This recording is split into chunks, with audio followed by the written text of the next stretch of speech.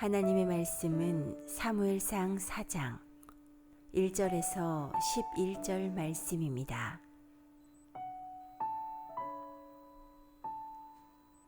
사무엘의 말이 온 이스라엘에 전파되니라. 이스라엘은 나가서 블레셋 사람들과 싸우려고 에베네셀 곁에 진치고 블레셋 사람들은 아벡에 진쳤더니 블레셋 사람들이 이스라엘에 대하여 전열을 벌이니라. 그 둘이 싸우다가 이스라엘이 블레셋 사람들 앞에서 패하여 그들에게 전쟁에서 죽임을 당한 군사가 4,000명 가량이라. 백성이 진영으로 돌아오매 이스라엘 장로들이 이르되 여호와께서 어찌하여 우리에게 오늘 블레셋 사람들 앞에 패하게 하셨는고 여호와의 언약궤를 실로에서 우리에게로 가져다가 우리 중에 있게 하여 그것으로 우리를 우리 원수들의 손에서 구원하게 하자 하니, 이에 백성이 실로에 사람을 보내어 그룹 사이에 계신 만군의 여호와의 언약궤를 거기서 가져왔고, 엘리의 두 아들 홈니와 비느하스는 하나님의 언약궤와 함께 거기에 있었더라. 여호와의 언약궤가 진영에 들어올 때에 온 이스라엘이 큰 소리로 외치매 땅이 울린지라. 블레셋 사람이 그 외치는 소리를 듣고 이르되 히브리 진영에서 큰 소리로 외침은 어찌 됨이냐 하다가 여호와의 궤가 진영에 들어온 줄을 깨달은지라. 블레셋 사람이 두려워하여 이르되 신이 진영에 이르렀도다 하고 또 이르되 우리에게 화로다. 전날에는 이런 일이 없었도다. 우리에게 화로다. 누가 우리를 이 능한 신들의 손에서 건지리오.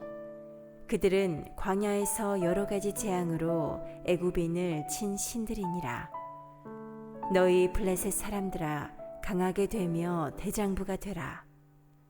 너희가 히브리 사람의 종이 되기를 그들이 너희의 종이 되었던 것 같이 되지 말고 대장부 같이 되어 싸우라 하고 블레셋 사람들이 쳤더니 이스라엘이 패하여 각기 장막으로 도망하였고 사륙이 심히 커서 이스라엘 보병에 엎드러진 자가 3만 명이었으며 하나님의 궤는 빼앗겼고 엘리의 두 아들 홈니와 비느하스는 죽임을 당하였더라. 아멘. 옆에 분과 같이 인사하시죠. 말씀이 들리는 사람이 됩시다. 우리 같이 한번 인사해 보실까요? 말씀이 들리는 사람이 됩시다. 아멘. 말씀이 들리는 사람이 됩시다. 아멘. 국제시장의 마지막에 이런 대화가 등장합니다. 두 늙은 부부가 서로 바다를 바라보면서 이야기하죠. 아내가 묻죠. 당신은 나랑 왜 결혼했어요? 남자가 말합니다. 남편이 당신이 예뻐서. 거짓말이라도 듣기가 좋네. 남편이 묻습니다. 그러면 니는 왜 나랑 결혼했는데? 부인이 말합니다. 사랑하니까. 여러분은 왜 결혼하셨어요? 여러분은 왜 신앙생활하고 계세요? 타락이 뭘까요? 죄송합니다. 에덴 동산에서 하나님과의 관계가 틀어진 거죠. 하나님을 하나님의 자리에 놓기를 원치 않는 거죠. 하나님의 자리에 내가 가는 거죠. 눈이 밝아져서 하나님처럼 되는 거죠. 하나님이 인정이 잘 되지 않고 내가 하나님의 자리에 가서 하나님의 일을 내가 하고 싶은 거죠. 그렇다면 회개는 뭘까요? 하나님을 하나님의 자리에 두는 거죠. 나는 사람의 자리에 와 있는 거죠.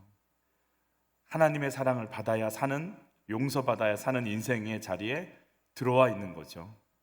이게 회복이고 이게 회개죠. 죄를 고백한 것이 회개지만 우리에게 있어서 하나님이 말씀하시는 죄란 하나님과의 관계가 깨진 거니까. 기도를 많이 해도 말씀을 많이 읽어도 하나님과의 관계가 정확지 않으면 관계는 회복된 게 아니니까. 나와 하나님과의 관계가 어떨까? 오늘 엘리 제사장의 통치 아래 있는 이스라엘의 사람들의 하나님과의 관계가 어떤지. 첫 번째, 하나님을 하나님으로 인정하기 위해선 뭘 통과해야 될까요? 슬픈 소식이지만 전쟁을 통과해야 돼요. 우리 1절 말씀 같이 봤죠. 사무엘의 말이 온 이스라엘에 전파되니라.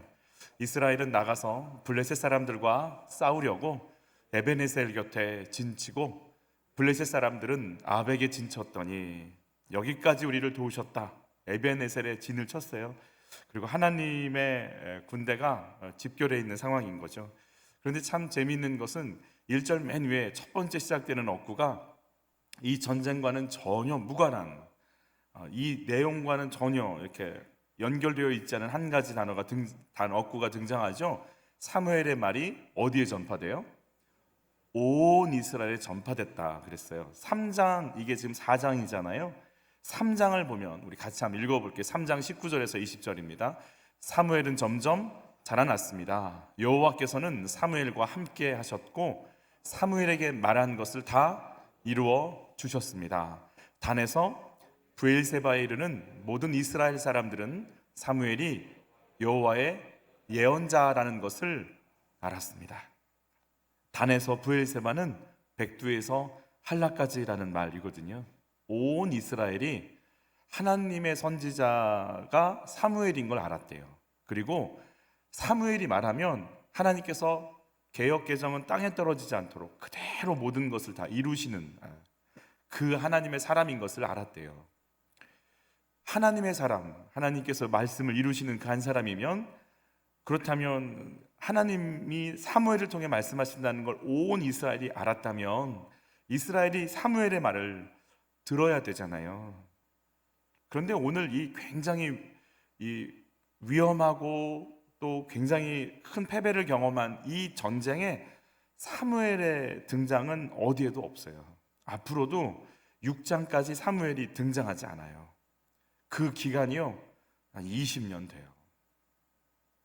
분명히 하나님이 사무엘을 통해 말씀하셨고 온 이스라엘, 단에서 브엘세바까지 하나님의 선지자로 사무엘을 알고 있는데 사무엘의 말이 한마디도 지금 등장하지 않는 이유는 뭘까요? 그 기간은 여호와의 궤가 빼앗겨서 기랏 여아림에 오랫동안 머물러 있었습니다. 머무는 기간은 몇 년? 20년이었습니다. 20년 동안 사무엘의 말이 들리지 않는 상황. 이 선지자임을 다 아는데도 왜 안 들릴까? 근데 20년이 지나니까 어떤 일이 벌어졌다고 그래요? 이스라엘 백성은 다시 여호와를 따르기 시작했습니다. 이 말이 뭐예요? 사무엘 선지자의 말을 뭐 하기 시작했다는 걸까요? 듣기 시작해요. 사무엘상 7장 정도 가서 이제 사무엘이 본격적으로 미스바 기도회를 시작하면서 회복을 이루거든요. 그때 20년이 지나야 말씀이 들려요. 저부 하나님의 말씀인 걸 알지만 그 말씀이 들리는 데까지 몇 년? 20년 걸려요. 왜 이럴까? 사무엘의 말을 듣는 그 사이에 뭐가 있어야 되느냐? 오늘 이 전쟁이 있어야 돼요. 전쟁을 통해서 내 힘으로, 내 능력으로 안 되는구나, 안 되는 거구나를 경험하고 무너질 때, 내 기대가 무너지고 인간의 어떤 방법도 안 되는 걸 알 때, 그때 하나님 말씀이 들려요. 이 말은 곧 사무엘 선지자의 말을 다 계속 듣고는 있어요. 듣고는 있지만, 주일날 예배는 드리지만 이 말씀이 자녀의 문제 안에서 그 말씀이 해석이 되어지고, 물질 문제 속으로 그 말씀이 들어가고, 남편과 아내 사이 속으로 그 말씀이 들어가서 내 삶 속에 그 말씀이 적용되고 해석되기까지 20년 걸린단 말이에요. 내가 말씀으로 삶을 해석하고 말씀에 따라서 선택하고 따라갈 수 있나? 질문 드려요. 인생의 전쟁에서 내 삶의 한계를 느끼고 이제 말씀이 아니면 안 되겠구나 를 고백하신 적이 있으신가요? 물리적인 20년은 아니에요. 어떤 분은 이 20년이 1년, 2년, 6개월, 몇 주 이렇게 갈 수도 있죠. 그러나 어떤 분의 20년은 80년, 90년 될 수도 있어요. 여러분, 언제 말씀이 정말 내 가슴 속에 정말 말씀을 가지고 아이들을 봐야 되겠구나. 말씀을 가지고 내 과거를 해석을 해야 되겠구나. 그 말씀의 기준 앞에 내 어려움과 억울함의 문제를 풀어가야겠구나. 이걸 온전히 받아들이신 적이 언제 있을까요? 내 이웃과 가족들이 전쟁과 같은 고난을 그 한계를 경험할 때 그때가 바로 그들에게 복음을 전할 때임을 아시나요? 20년 동안 침묵하면서 전도할 기회를 기다리면서 늘 준비되어서 말씀을 붙잡고 있어야 되는 것이 사무엘이 하는 일이 될 것입니다. 여러분, 20년이 그 침묵 속에, 그 인내 속에 있을지라도 계속 말씀을 붙잡고 기다리고 계실 수 있으신가요?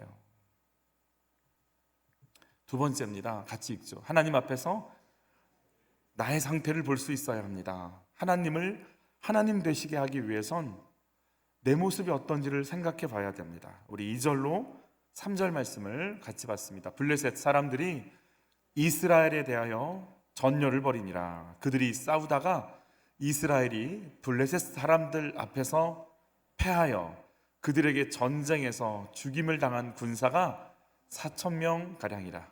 백성이 진영으로 돌아오매 이스라엘 장로들이 이르되 여호와께서 어찌하여 우리에게 오늘 블레셋 사람들 앞에 패하게 하셨는고 여호와의 언약궤를 실로에서 우리에게로 가져다가 우리 중에 있게 하여 그것으로 우리를 우리 원수들의 손에서 구원하게 하자 하니 4,000명이 죽임을 당했어요. 그러자 이스라엘의 장로들이 모여서 원인을 분석하기 시작합니다. 우리 다른 버전으로 그 부분을 잠깐 얘기하면 장로들이 말하였다. 주님께서 오늘 우리가 블레셋 사람에게 지도록 하신 까닭이 무엇이겠느냐? 이 말은 그런 의미입니다. 블레셋이 강하기 때문에 우리가 이 전쟁에 졌다 이렇게 표현하는 게 아니에요. 그것과 상관없이 우리가 졌다라는 거예요. 적의 기량과 상관없이 내부적인 문제에 의해서 졌다라는 그 의미를 담고 있어요. 다른 말로 볼게요. 이스라엘 장로들이 이르되 주께서 어찌하여 우리를 블레셋 사람들 앞에서 치셨느냐? 주님이 우리를 치셨다라는 거예요. 우리가 블레셋과의 전쟁이 버겁다라고 표현한 게 아니에요. 주님이 우리를 왜 지게 하셨는가? 주님이 왜 우리를 치셨는가? 이 올림픽 경기에도 요즘 상대팀이 강해서가 아니고 내가 지쳐서, 내가 힘들어서, 내가 그냥 멈춘 거예요. 그래서 메달을 그냥 내가 멈춰버려서 더 이상 경기장에 제대로 가서 싸워보지도 못하고 져버린 상황을 이야기하는 거거든요. 원인을 분석합니다. 우리가 왜 그러니까 전쟁의 어떤 전략에 졌다기보다 하나님이 왜 우리를 지게 하셨어? 이게 고민인 거예요. 왜 우리가 제대로 한번 싸워보지도 못하고 이렇게 무너졌어? 그러면서 하나님께 이 원인을 찾고 있는 거예요. 좋은 생각이죠. 모든 근원이신 그분 앞에서 나를 보기 시작한다는 건 참 좋은 일인 것 같아요. 그런데 문제는 그 해답을 뭘로 찾냐면, 뭘 가져오는 걸로 찾았냐면 언약궤를 가져오는 것으로 결론을 내렸어요. 그러면 여러분, 하나님과의 관계가 어렵다면, 하나님 때문에 졌다면 하나님 앞으로 정말 가야 되잖아요. 하나님, 왜 이런 일이 일어난 거죠? 하나님은 어떤 계획을 갖고 계신 거죠? 우리가 하나님 앞에 뭘 변화시켜야 되는 거죠? 라고 하나님 앞에 나가야 되는데, 하나님의 언약궤를 가져오는 것으로. 언약궤란 여러분, 증거궤를 이야기합니다. 하나님의 살아계신 증거다라고 해서 그 임재의 상징이 바로 언약궤다라고 해서 증거궤, 살아계신 증거가 이스라엘에 있다고 해서 증거궤라고 부르죠. 이 여러분 언약궤, 법궤, 증거궤라고 부르는 이걸 들고 나갔을 때 전쟁에서 크게 승리한 적이 있죠. 우리가 잘 알고 있는 어떤 전쟁이 있을까요? 여리고 전쟁 기억나시나요? 그 여리고 전쟁에 이렇게 하루에 한 바퀴씩 돌고 마지막 날 일곱째 날에 7바퀴를 돌았을 때 항상 그 앞에 맨 앞에 뭐가 들려져 있었을까요? 법궤를 짊어지고 제사장들이 진행했거든요.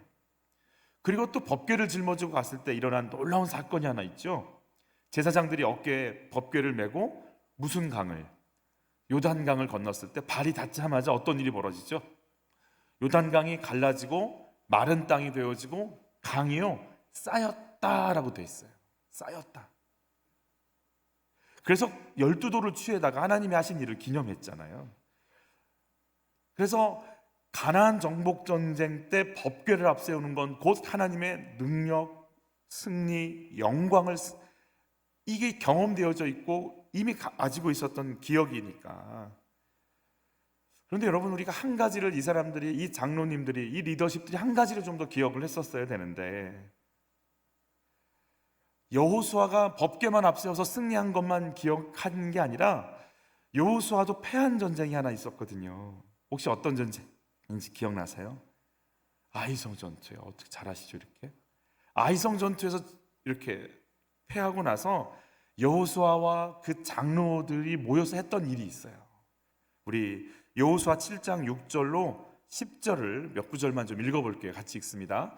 여호수아는 자기 옷을 찢고 저녁이 될 때까지 주의 언약궤 앞에 엎드린 채로 있었다. 자, 언약궤를 가져오는 거예요. 언약궤 앞에 엎드리는 거예요. 언약궤 앞에 엎드려져 있는 거예요. 계속 읽죠. 이스라엘의 장로들도 옷을 찢고 머리에 먼지, 티끌을 뒤집어 썼다. 주여, 이스라엘 백성이 적들에게 쫓겨 도망쳐 왔으니 내가 뭐라고 말할 수 있겠습니까? 가나안 사람들과 이 땅에 사는 모든 사람들이 이 소식을 듣고는 우리를 애워싸서 우리 이름을 이 지상에서 깨끗이 없애버리려고 들 것입니다. 그렇게 되면 자, 우리가 야 이스라엘 해볼만 하네 이러고 적들이 몰려와서 총공격을 해버리면 우린 정말 없어질 거예요. 근데 그것도 두려움이지만 이들의 정말 마음이 아픈 건 뭐냐? 그렇게 되면 하나 주님의 위대하신 이름도 땅에 떨어질 텐데 주님께서는 어찌 하시렵니까? 다른 버전은 하나님의 위대한 이름, 크신 이름을 어찌하면 좋을까요? 그러니까 여호수아가 염려하는 것 중에 하나가 우리가 멸절될지 모른다라는 것도 있지만 그러면 주의 이름으로 여기까지 온 이 백성이 무너지면 주의 이름은 어찌 되나요? 주의 이름을 염려하는 게 있어요. 그러자 같이 읽죠. 주께서 여호수아에게 말씀하셨다. 일어나라. 무엇 때문에 엎드려 있느냐? 이들도 이 전쟁의 패배의 원인 분석을 합니다. 그런데 이 원인 분석을 누구 앞에 엎드리는 걸 진행하는 거예요? 여호와의 언약궤 앞에 엎드려서 머리를 뒤집어 이렇게 옷을 찢고 머리에 티끌을 슬픔을 표현하면서 주님 말씀하실 때까지 거기 엎드려져 있는 거죠. 주님의 만지심 속에 들어가겠다는 거죠. 근데 오늘 본문의 사람들은요 모여서 하나님으로 말미암은 패배라라고 얘기까지 했어요. 그런데 결론은 자기들이 냈어요. 궁금해서 기도하러 왔지만 여러분 주님의 말씀이 들릴 때까지 엎드릴 수 있는 은혜가 있기를 바라요.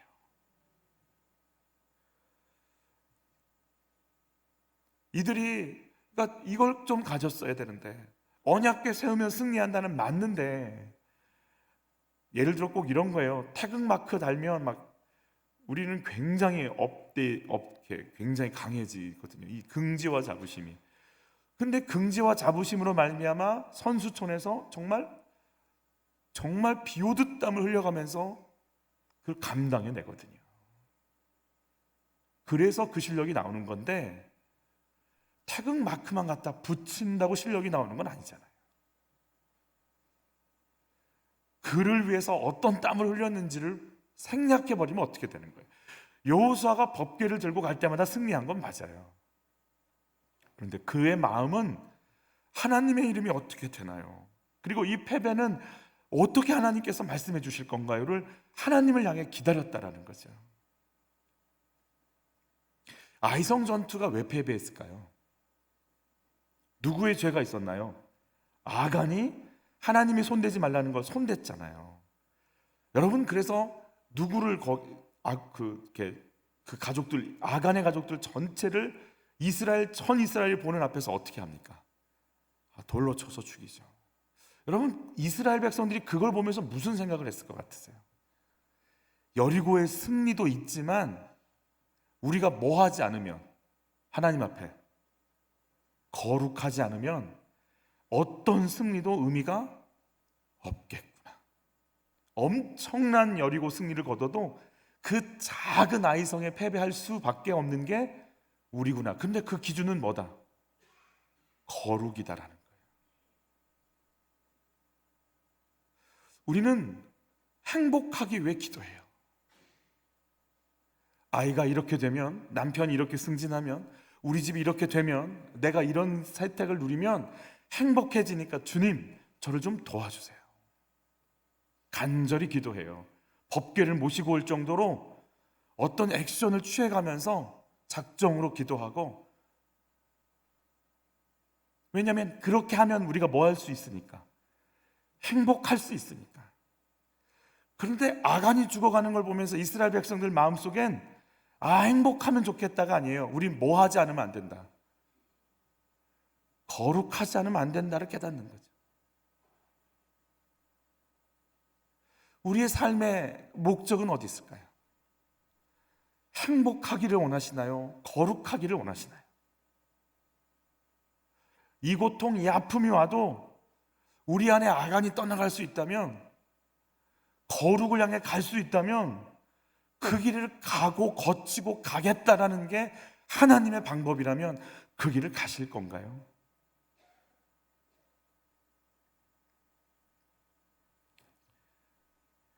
여호수아에게는 계속 이런 사건들이 왔어요. 여호수아 5장을 보면 여리고 성을 들어가기 직전에 가나안 땅에 발을 딱 디뎌놨을 때, 요단강을 건넜을 때, 여리고성 앞에 있을 때 상황이에요. 같이 읽어볼게요. 여호수아가 여리고에 가까이 갔을 때 눈을 들어서 보니 어떤 사람이 손에 칼을 빼들고 자기 앞에 서 있었다.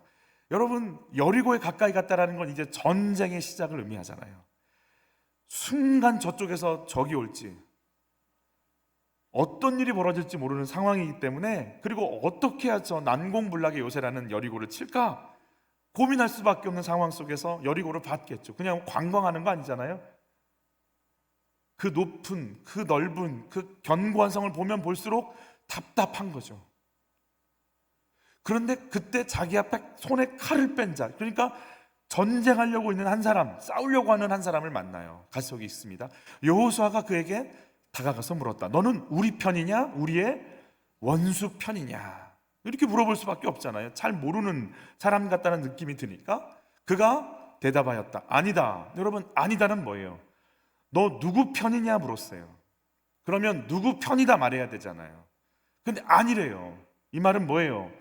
너희 편도 아니고 너희가 원하는 적의 편도 아니래요. 그런 거 아니래요. 누구 편이냐, 아니, 그런 거 아니래요. 같이 읽죠. 나는 주님의 군사령관으로 여기에 왔다. 군인이래요. 근데 누구 군인이래요? 누구의? 주님의 군사령관. 여러분, 군인의 가장 큰 특징은 뭐예요? 뭐에 의해 움직이는 거예요? 명령에 의해 움직이는 거예요. 이 말은 뭐예요? 너희들이 주의 명령, 주의 말씀 잡고 있으면 나는 누구를 도울 거고, 너희를 도울 거고, 너희가 그 명령, 그 말씀을 벗어나면 난 너희를 뭐 할 거고, 공격할 거고. 누구 편이라고 생각하지? 이렇게 얘기하는 거예요. 우린 모태신앙이니까 주님이 도우실 거죠.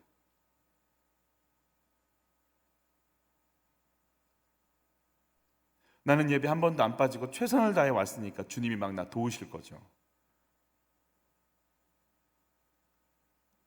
주님이 그러세요. 뭐라고 얘기하느냐? 그러자 여호수아는 얼굴을 땅에 대고 절을 한 다음에 그에게 물었다. 사령관님께서 이 부하에게 무슨 말씀을 하시렵니까? 자기를 부하라고 얘기해요. 주님의 군대 사령관이 여호수아에게 말하였다. 내가 서 있는 곳은 거룩한 곳이니 내 발에서 신을 벗어. 신을 벗는다는 것은 신발이 없다라는 건 종을 의미하거든요. 종을 의미한다는 것은 네가 네 의지를 가지고 여호수아가 그대로 하였다. 마음껏 하는 게 아니라 뭘 들어야 된다. 너도 말씀 들어, 명령 들어. 그렇게 해야 네가 있어야 될 자리에 싸워야 될 싸움의 승리를 할 수 있는 거야. 여호수아가 전쟁에 임할 때 어떤 마음이 가장 많이 올라올까요? 내가 이 한 걸음, 이 전쟁 하나하나 할 때마다 내가 뭘 붙잡고 있는가? 말씀 붙잡고 있는가를 생각해 볼 수밖에 없어. 더군다나 아이성에서 거룩을 놓칠 때 패배한 걸 보면서 온 이스라엘이 거룩이 아니면 죽음이야 를 생각하는 거죠. 적당한 타협이 없는 거야. 거룩이 아니면 끝나는 거야. 오늘 본문으로 돌아오죠. 하나님의 언약궤가 등장합니다. 4절 같이 봤죠. 이에 백성이 실로에 사람을 보내어 그룹 사이에 계신 만군의 여호와의 언약궤를 거기로 가져왔고 엘리의 두 아들 홈니와 비느하스는 하나님의 언약궤와 함께 거기에 있었더라 그랬어요. 주님을 만나려면 만날 준비해야 됩니다. 그냥 만날 수 없습니다. 여러분, 주님의 언약궤에 들어가자마자, 원래 대제사장이 언약궤에 들어가자마자 뭐부터 합니까? 피를 뿌리는 거 아니에요. 나 보지 말고 이 피 보시고 나를 받아달라고. 주님 만날 준비를 해야 돼요. 여러분, 이 언약궤를 들고 오겠다는 대제사장 두 아들 영적 상태가 어떤지 우리 계속 보고 있죠. 어때요? 엘리의 아들들은 뭐가 나빠요? 행실이 나빴다. 그들은 주님을 뭐 하죠? 무시하는 자들이에요. 같이 읽어볼까요? 이 소년들의 죄가 여호와 앞에서 심히 크면 그들이 여호와의 제사를 멸시함이었더라. 우습게 여기는 거죠. 하나님을 우습게 여기는. 계속 읽죠. 그는 자기 아들들이 모든 이스라엘 사람에게 저지른 온갖 잘못을 상세하게 들어요. 엘리가. 그런데 그걸 막질 못해요. 그래서 그 아들을 막지 못한 죄로 지금 이 집은 망해요. 계속 읽죠. 하나님의 사람이 엘리에게 와서 말하였. 자, 백성들도 말했고 누구도 말하요. 하나님의 사람도 와서 말하고.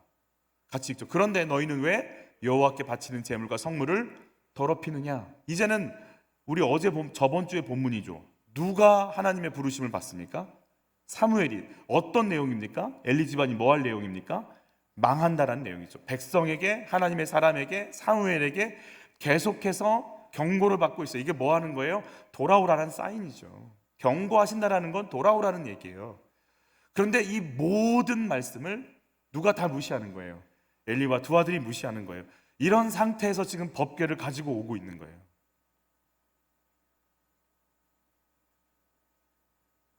왜 법궤를 가져올까요? 법궤에 뭐가 있으니까? 능력이 있으니까. 여러분, 나를 바꾸고 싶으세요? 아니면 환경을 바꾸고 싶으세요? 나는 이 죄 저질러야 돼요. 마음껏 제사도 멸시하고 마음껏 헌금도 갈취하고 마음껏 음란하게 사는데 주님은 능력이 있으시니까 영감 있는, 영빨 있는 분이 오셔서 기도 세게 해주시면 빵 하고 문제도 풀어지잖아요.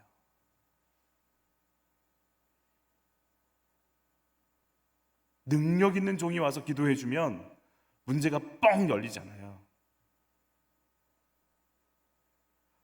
내게 주어지는 하나님 보시는 경고의 말씀은 굳이 들을 필요는 없다는 거죠. 나는 이것대로 살 거고 능력은 능력대로 경험하겠다. 저는 이런 생각 들었어요. 마치 서커스단에서 사육사는 힘이 없죠. 그러나 그 사육사가 누구를 조련시키는 거예요? 큰 코끼리를 채찍질 가면서 데리고 나오는 거예요. 그리고 막 코끼리가 그 코로 엄청난 사람들을 들어 올리고 막 나무를 들어 올리고 막 이런 쇼를 보여주고 데리고 들어가는 거예요. 그런 느낌 들었어요. 언약궤 가져오면 되잖아. 가져왔다 놓고 또 힘 한번 쓰시라고 그래. 주님이 꼭 끌려 나온 코끼리 같아요. 여러분, 이걸 우리가 부적이라고 표현하죠. 점 쳐보셨죠? 치셨군요. 점집에 가면 애 합격 부적 있고요, 남편 승진할 수 있도록 건강 지켜주고요, 있어요. 부적 다, 이걸 부적 써줄 때 내 영적 상태, 마음 이런 거 안 따져요. 그냥 돈만 주면 하는 거죠. 우리 예전에 한번 우리 그냥 나눴던 얘기잖아요. 언니랑 같이 점집에 갔는데 점쟁이가 자기한테 그러더래요. 남편 바람 피고 있어, 빨리 해결해야 돼. 그래서 그럼 어떻게 해결하면 되냐 그랬더니 부적 100만 원짜리를 쓰라. 아니, 언니 점치러 가는데 왔다가 100만 원을 내게 생겼잖아요. 너무 비싸다 이러니까 안 돼. 두 집 살림 시작돼. 애도 나, 빨리 써. 100만 원 비싼데 혹시 5만 원짜리는 없나요? 5만 원짜리는 바람 피다가 두 집 살림을 차리는데 애는 안 나. 10만 원은 안 될까요? 두 집 살림은 안 해. 근데 주말마다 나가서 바람 필 거야. 30만 원은요. 바람은 피는데 주말엔 집에 있을 거야. 50만 원은 바람을 피긴 하는데 한 달에 한두 번 정도 펴. 혹시 80만 원, 바람을 피기는 피는데 플라토닉으로 할 것 같아.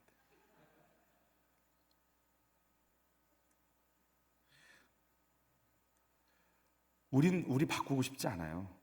내가 남편을 향한 마음, 남편과 나의 관계 이런 거 상관없어요. 부정만 갖다 놓으면 되는 거죠. 어떤 얘기를 들었냐면, 믿거나 말거나 하는 얘기인데, 남편을 놓고 간절히 기도했대. 집 나간 남편을 놓고 온 그 목장 식구들이 간절히 기도해서 돌아왔대요. 몇 년 동안 나갔던 남편이 돌아왔다는 거예요. 아멘. 근데 3개월 만에 다시 나갔대요. 왜냐면 남편을 향했던 누구는 안 바꿨어요. 나는 하나도 안 바뀌어 있죠. 기도를 세게 하니까 들어오긴 들어와요. 근데 남편을 대했던 내 차가운 마음, 비하하는 말들, 우습게 여기는 태도, 바가지 긁는 모습들 바뀐 거 없잖아요. 들어오기는 들어오는데 다시 나간다.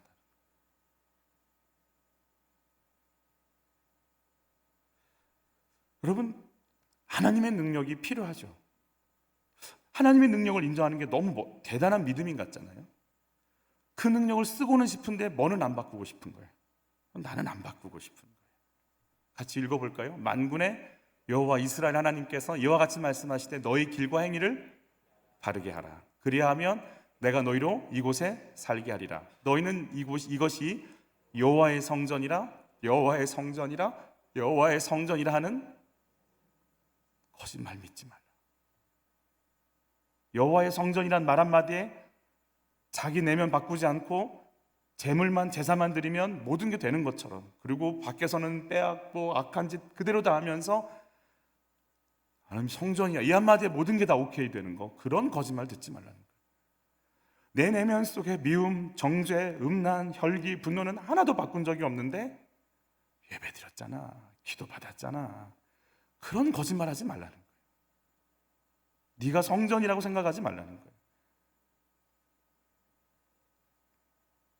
여러분, 주님을 만나면 어떤 고백이 터져 나와요? 같이 읽죠. 그때 내가 말하되 화로다 나여 망하게 되어. 이 이사야가 천상의 예배를 보고 얘기하는 거예요. 나는 입술이 부정한 새. 여러분, 하나님 만나는 순간 내 속에요 더러운 게 막 튀어나와요. 거룩하신 주님 앞에 서는 순간 내 속에 있는 게 막, 여러분, 죄 지으면 아이들이 엄마는 못 쳐다보거든요. 근데 그 주님의 그 불꽃 같은 눈으로 나를 쳐다보는데요 못 견디는 거예요. 살려달라는 거예요. 나는 입술이 부정한 백성 중에 거주하며 만군의 여호와이신 왕을 배웠음이로다. 나 더러운데 거룩한 분 만났는데 어떻게 하죠? 베드로가 여러분 2배 잠길 정도의 물고기를 잡으니까 뭐라 그래요? 동업합시다 이러지 않잖아요. 나를 떠나소서, 나는 뭐옵니다. 난 죄인으로서이다. 그 영광 앞, 그 빛이 막 느껴지니까 못 견디는 거예요. 그래서 어떤 분이 그랬다니까요. 아마 그럴 거라고. 지옥을 갈 때 가고 싶지 않아도 나는 갈 수밖에 없구나를 생각하며 들어갈 거라고. 영광의 나라 못 간다는 걸 본인이 알 거라는 거예요. 내 스스로, 내 영혼이 그 영광의 빛 앞에 견딜 수 없을 거라는 거예요. 하나님의 임재의 상징이에요. 내가 거기 있겠다고 하는 언약궤예요. 그걸 들고 가는 홈리와 피느하스가 말씀을 듣지 않아요. 그대로 살아가요. 음란을 멈추지 않아요. 그런데 능력은 쓰고 싶으니까 가져온다고요. 그걸 들어주면 그들은 고치지 않습니다.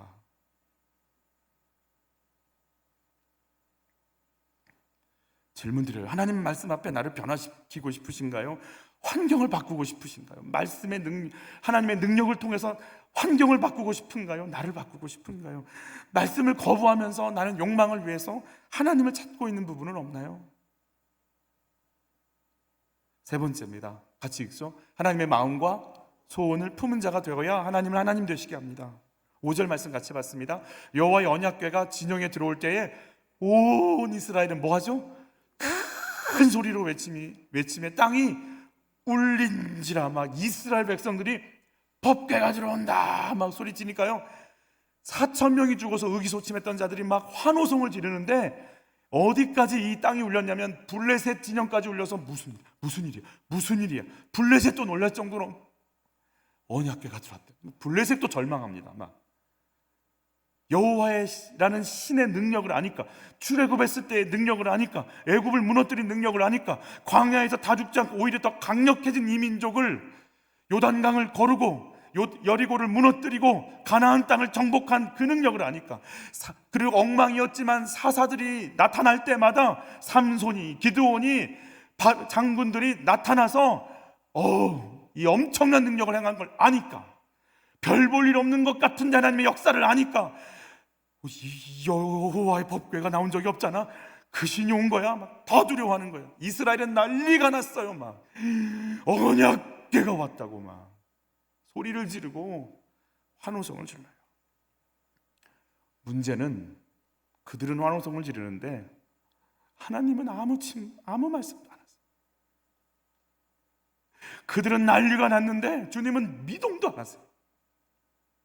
나는 막 소리 지르고 있는데 주님은 눈도 안 뜨세요.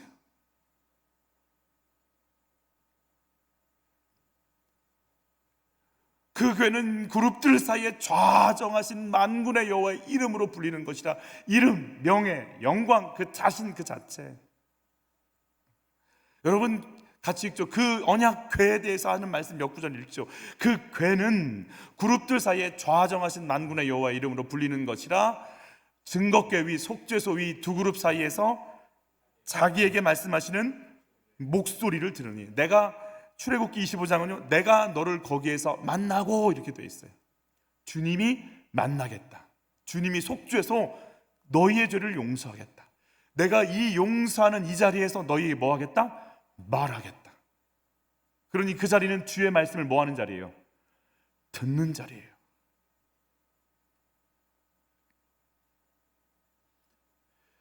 이 언약궤 앞에서 주님이 하고 싶은 말이 있어요. 나는 너를 용서했다. 나는 너를 사랑한다.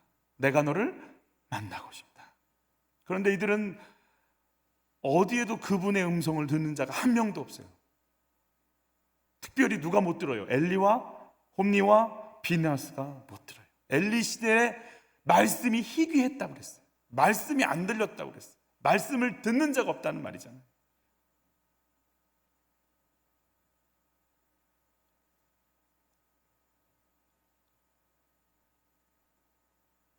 한빛교회 성도들이 말씀을 못 듣는다는 건 제가 엘리 제사장 같기 때문에 그런 거예요.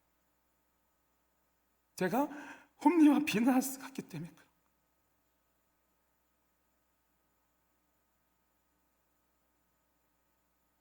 그냥 기도하면 되는 거라고 생각하는 거예요.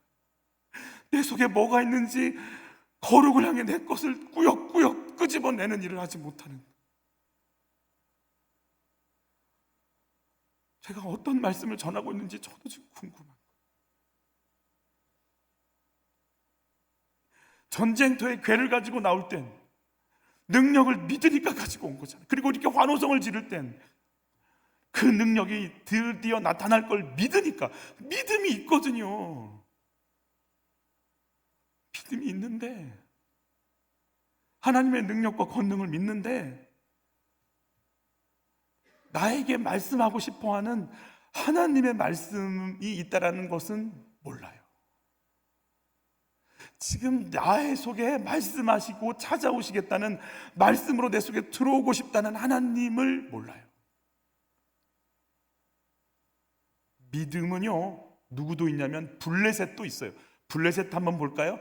블레셋 사람이 그 외치는 소리를 듣고 이르되 히브리 진영에서 큰 소리로 외치면 어찌 됨이냐 하다가 여호와의 괴가 진영에 들어온 줄을 깨달은지라. 블레셋 사람이 두려워하여 이르되 신이 진영에 이르렀도다 하고 또 이르되 우리에게 화로다. 전날에는 이런 일이 없었도다. 본인에게 화가 미친 줄 알아요. 하나님 알아요.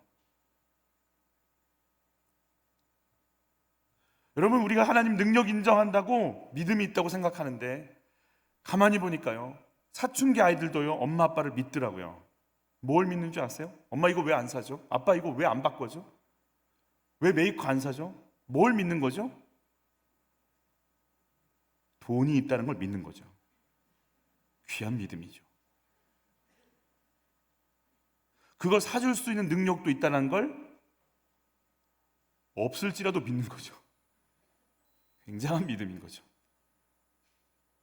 막 투정 부리죠. 재력을 인정하는 거 아니에요? 믿어요. 능력을 믿어요. 그런데 한 가지를 몰라요. 엄마 아빠가 왜 날 사랑하는지, 엄마 아빠가 왜 맨날 나한테 헌신하는지, 무슨 죄인처럼 늘 나에게 모든 걸 퍼붓는지, 그 엄마 아빠의 마음은 몰라요.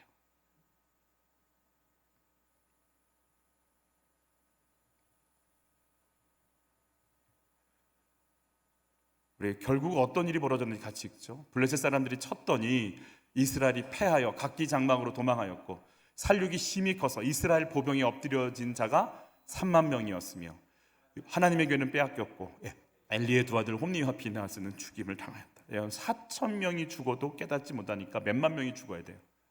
3만 명이 죽어요. 여러분, 3만 명은요 한 지파의 군대예요. 한 지파의 군사력이 사라졌어요. 그러면 어마어마한 손해, 어마어마한 타격이잖아요. 세 가지예요. 하나님 법궤를 빼앗겼어요. 수많은 사람들이 죽어갔어요. 리더가 죽었어요. 그런데 이 사건 이후 20년이 지나도 안 바뀌어요. 다 빼앗겼는데, 망가졌는데도 주의 말씀이 그 속에 안 들어가요.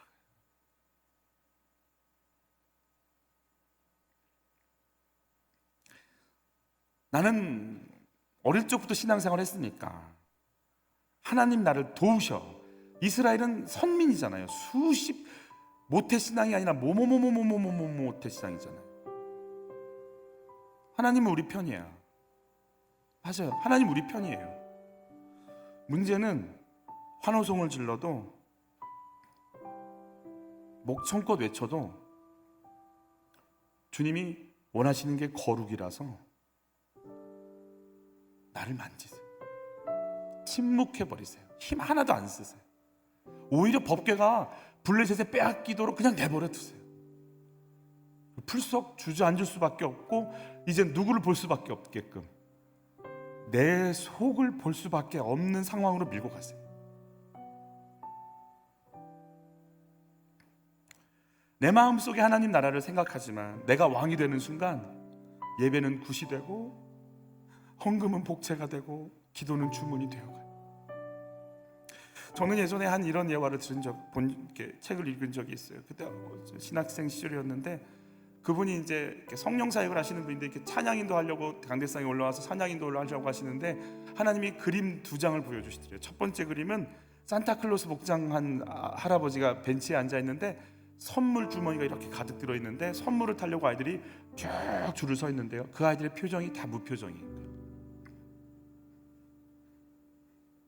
두 번째 그림은 그 아저씨가 앉아 있는데 아이들이 달려와서 수염을 만지고 무등을 타고 어깨를 만지고 무릎 위로 올라오고 깔깔거리고 장난하고 막 노는 모습, 두 가지를 보여줘요. 그리고 주님이 그러시더래요. 나를 이런 자로 여기지 말라. 나는 너희와 이렇게 교제하고 싶다. 너희가 인풋하면 아웃풋하는 것처럼 여기지 말아라. 나와 교제하자. 나와 만나자. 내가 너희 속으로 들어가자. 속에 있는 거 꺼내놓고 나와 만나자. 사랑하는 자녀, 사랑하는 손주들의 이야기 듣고 싶지 않습니까? 그들과 얘기하고 싶지 않습니까? 오자마자 도뇨, 그런 아이들과 같이 지내는 게 얼마나 무너지는 삶입니까? 주님이 우리 만나고 싶어 하는데, 나를 만나고 싶으신 주님을 나도 만나고 싶어 하십니까? 20년이 지나도 고집 부리고 있는 전혀 변함이 없는 내 모습은 뭡니까? 주님은 나를 성전 삼고 내 안에 들어오셨는데 나를 어떻게 보고 계십니까? 전쟁을 통해 나를 내려놓을 수 있기를 원합니다. 내 모습, 내 내면 상태를 보기를 원합니다. 나를 보시는 하나님 마음을 알기를 원합니다. 같이 찬양할까요?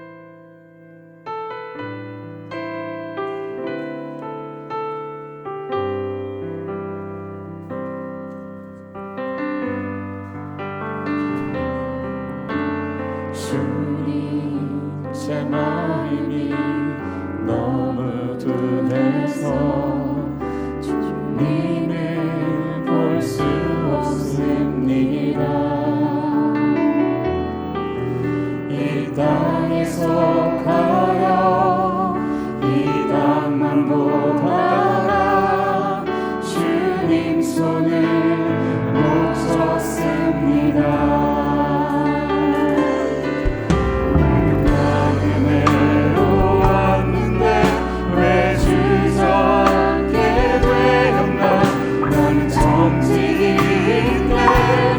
언제부터 내 삶의 주인이 되어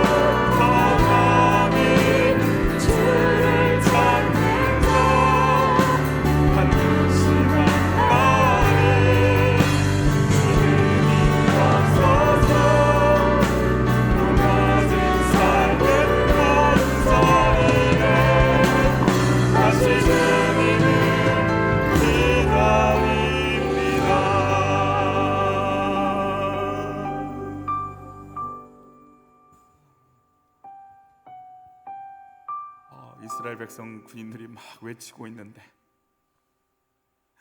주님은 울고 계신, 이들은 환호성을 지르는데 주님은 고개를 숙이시는, 이들은 미칠 듯이 좋아하는데 주님은 한숨을 쉬시는.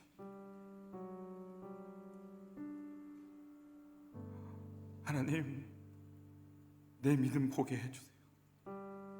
내가 정말 말씀이 들리나요?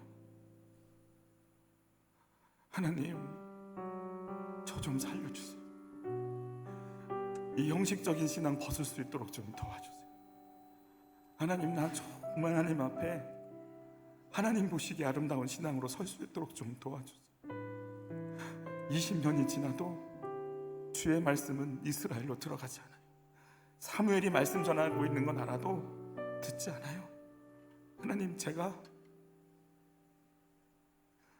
어떤 마음으로 설교하는지 가르쳐 주세요. 우리 성도들이 능력도 귀하지만 우리 마음이 주님을 향하기 원해요. 주의 말씀 앞에 우리의 내면을 꺼내놓고 만나기 원해요. 그 주님이 어떤 일을 하시는지 주여 우리를 만나 주시옵소서. 하나님, 주의 말씀을 듣고자 원합니다. 주의 말씀이 내 속으로 비춰지기를 원합니다. 내 실제를 보게 도와주시고 나를 붙잡고 나와 만나고 싶어하는 그 주님 만날 수 있도록 도와주십시오. 하나님, 그 형식의 모든 산들이 정리되고 주님을 부적같이 여기는 믿음을 정리하여 주옵시고 주 앞에 설 수 있도록 이 모습 이대로, 상한 모습 이대로, 약한 모습 이대로 주를 만날 수 있도록, 그런 나를 용서하겠다, 사랑하겠다, 말씀하시겠다는 주님 앞으로 갈 수 있도록 나를 좀 만져 주시옵소서. 주여, 나를 만나 주시옵소서. 주여, 만나 주옵소서. 우리 주여 한번 외치고 기도로 나갑니다. 주여, 하나님, 나를 좀 만나 주십시오. 하나님, 우리를 좀 만나 주십시오. 내가 정말 원하는 게 뭔지 가르쳐 주십시오. 내가 정말 하나님을 원하는지, 당신 능력을 좀 쓰기를 원하는 건지, 내가 원하는 게 행복인지, 내가 진심으로 원하는 게 행복인지, 내가 뭘 원하는 걸까? 내가 정말 원하는 게 뭘까? 내가 소원하는 게 뭘까? 어떻게 해야 내가 너희를 만나고 싶어. 내가 너희를 만나고 싶어.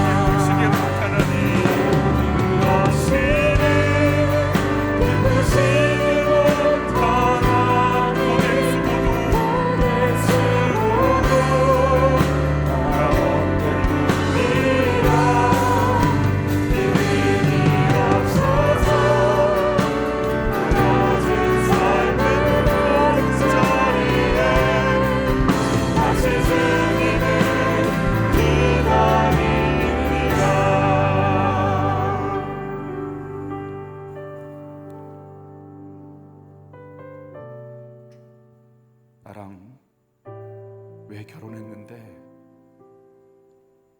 사랑하니까.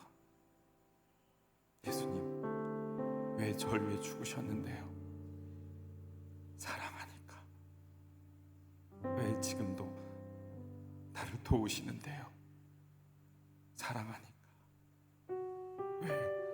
왜 다시 오시는 건가요? 사랑하는 너와 영원히 살고 싶어서.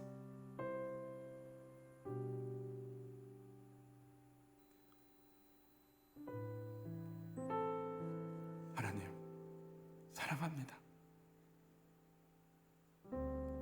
하나님, 좀 도와주세요. 제가 어떻게 해야